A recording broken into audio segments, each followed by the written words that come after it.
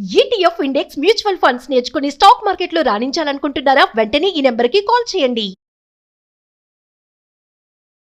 నమస్తే, welcome back to Suman TV. Present మనతో పాటు ఉన్నారు ఎనలిస్ట్ మందర కృష్ణారెడ్డి గారు. నమస్తే సార్. నమస్తే అమ్మ. సార్, ట్రంప్ ఎప్పుడైతే అధికారంలోకి వచ్చారో ఇప్పటి వరకు చూసుకుంటే ఈ క్షణం వరకు కూడా ఎన్నో డెసిషన్స్ తీసుకోవడం మనం చూస్తున్నాము.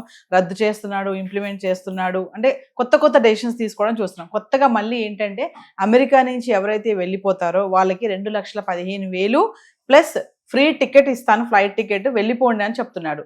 ఎందుకు సార్ ఈ మాట ఎందుకు అంటున్నాడు? అంటే వలసదారులందరినీ కూడా అరికట్టడానికేనా ఈ నిర్ణయం తీసుకున్నాడు, ఈ ఫ్రీ టికెట్, ఈ మనీ ఇవ్వడము? ఒకసారి డీటెయిల్గా వెళ్తే. ట్రంప్ రెండోసారి అధికారంలోకి వచ్చిన తర్వాత ఎలక్షన్లో అతను ప్రామిస్ చేసిన ప్రకారంగా వలసదారుల్లో అమెరికాకు పనికిరాని వాళ్ళు, అంటే అమెరికాకు లాభం తెచ్చిపెట్టేవాళ్ళు, అమెరికాను నెంబర్ 1 ప్లేస్లో నిలబడేటట్టుగా చేయగలిగే వాళ్ళు, మేధా సంపత్తి కలిగిన వాళ్ళు, లేక వాళ్ళ దేశం నుంచి ఇక్కడికి డబ్బులు తీసుకొచ్చి ఇక్కడ ఖర్చు పెట్టి ఇక్కడ ఈ దేశాభివృద్ధి కోసం పాటుపడేటువంటి వాళ్ళని మాత్రమే తీసుకురావాలని, ఈ దేశం మీద ఆధారపడి ఈ దేశంలో సంపాదించి వాళ్ళ దేశానికి ఏం పంపించాలనుకునే వాళ్ళందరినీ పంపించేయాలని డిసైడ్ చేసుకున్నారు. దీంట్లో భాగంగా ముందుగా చాలా హడావుడి చేశాడు.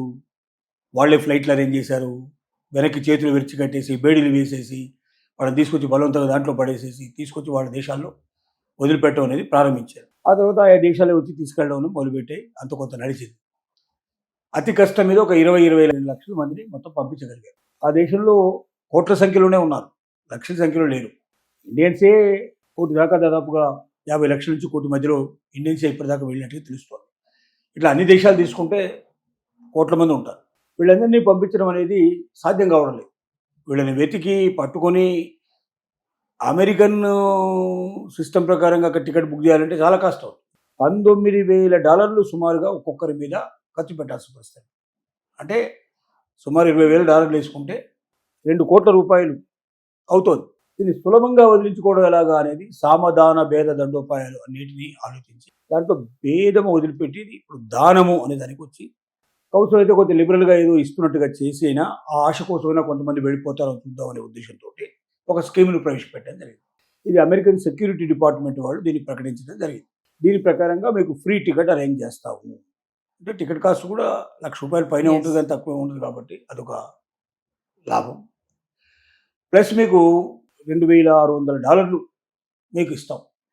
మీ ఖర్చుల నిమిత్తం $2,600 మీకు ఇస్తాం. అంటే సుమారుగా 2,15,000 ఇండియన్ కరెన్సీ లోపల అయ్యేటువంటి అమౌంట్ మీ చేతికి ఇస్తాం.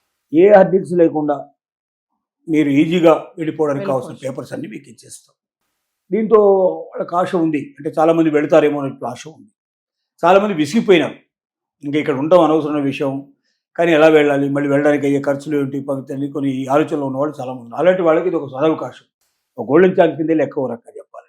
ఎందుకంటే టికెట్ ఫ్రీగా దొరుకుతోంది, అన్ని అనుమతులు ఈజీగా దొరుకుతున్నాయి, దాంతోపాటుగా $2,15,000 క్యాష్ దొరుకుతుంది.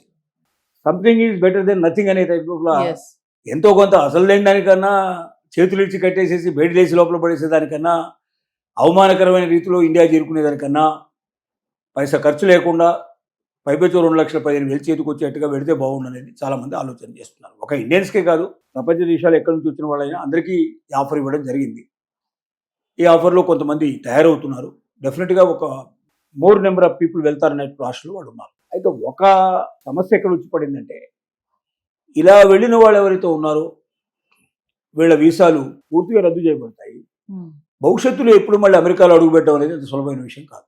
ఇప్పుడు వెళ్ళిపోయేవాళ్ళు అంటే ఈ పద్ధతిలో వెళ్ళే వాళ్ళది టోటల్గా ఇన్ఫర్మేషన్ అంతా కూడా ఫీడ్ చేసి పెట్టేస్తారు. అదే దీని ఏదో ఎగ్జిట్ బోనస్ స్కీమ్ అని కూడా అంటారంట సార్. దీన్ని ఇక ఏ పేరు పెట్టినా, పేరు ఏది పెట్టినా జరిగేది ఏమిటంటే సులభంగా వెళ్ళిపోవడానికి ఒక అవకాశాన్ని కల్పించారు. మళ్ళీ రావడానికి ఛాన్స్ లేదు. బోనసే ఇది. ఎగ్జిట్ అంటే మీరు వెళ్ళిపోవడం అనేది, బోనస్ ఇస్తున్నాం, మీకు ఎక్స్ట్రాగా డబ్బులు ఇస్తున్నాం కాబట్టి బోనస్ కింద లెక్క. అది మీకు ఇబ్బంది లేకుండా కావాల్సిన అనుమతులు ఇస్తున్నాం, ప్లస్ దాంతోపాటు $2,15,000 మీ చేతికి ఇస్తున్నాం. హాయిగా వెళ్ళిరండి, మా తలనొప్పి తగ్గించండి. $19,000 మీ మీద ఖర్చు పెట్టేదానికన్నా $2,400, $600 ఇవ్వవుతున్నాయి. ఇంకా ఒక టికెట్ కోసం ఒక $1,000 అట్లా ఖర్చు పెట్టినా ఓ $3,500 లోపు మీరు వెళ్ళిపోతారు. $3,600, $4,000 మీరు వెళ్ళిపోతారు. మాకు ఇంకా $15,000 మిగులుతాయి సుమారుగా అనేది వాళ్ళ ఆలోచన. ఇది వెళ్ళాలనుకున్న వాళ్ళు, అమెరికా నుంచి వెళ్ళిపోవాలనుకున్న వాళ్ళకి ఇది ఒక సదవకాశం. ఈ గోల్డెన్ ఛాన్స్ని అందరూ ఉపయోగించుకుంటారు, వాళ్ళు ఉపయోగించుకుంటారు. అయితే ఎవరైతే వెళ్ళకూడదు ఇక్కడనే మనం ఏ స్ట్రగుల్ అయినా సరి చేసుకొని ఇక్కడే ఉండిపోదామని అనుకున్నారో వాళ్ళు మాత్రం ఉంటారు. 30% రారు. ఇది కానీ అమెరికన్ గవర్నమెంట్ చాలా ఎక్కువ మంది మీద ఆశ పెట్టుకుంది. ఈ స్కీమ్ ఇచ్చిన తర్వాత ఎక్కువ మంది వస్తారు, మ్యాక్సిమం నెంబర్ ఆఫ్ పీపుల్ వెళ్ళిపోతారనే ఆశలో ఉన్నారంటే. ఇప్పుడు కొద్దిగా ట్రంప్ ఆ యుద్ధం మీద పడ్డాడు కాబట్టి దీని మీద కొద్దిగా తగ్గించాడు, ధ్యాస లేదు పెద్దగా. ఒకవైపు అది నడుస్తోంది. ఆ ప్రయత్నంలో ఇప్పుడు ఏం జరుగుతుందంటే అమెరికా బలహీనతలన్నీ బయటపడుతున్నాయి. చాలా దేశాలు అమెరికాను అసహించుకుంటున్నాయి. గల్ఫ్ దేశాలు మొత్తం నాశనం అయిపోతే ప్రపంచ పెట్రోలు చాలా భారమయ్యే పరిస్థితి ఏర్పడుతుంది. ప్రపంచంలో చిన్న చిన్న దేశాలు చాలా నాశనం అయిపోయే పరిస్థితి ఏర్పడతాయి. పెద్ద దేశాలకు కూడా చాలా అగాధం ఏర్పడుతుంది.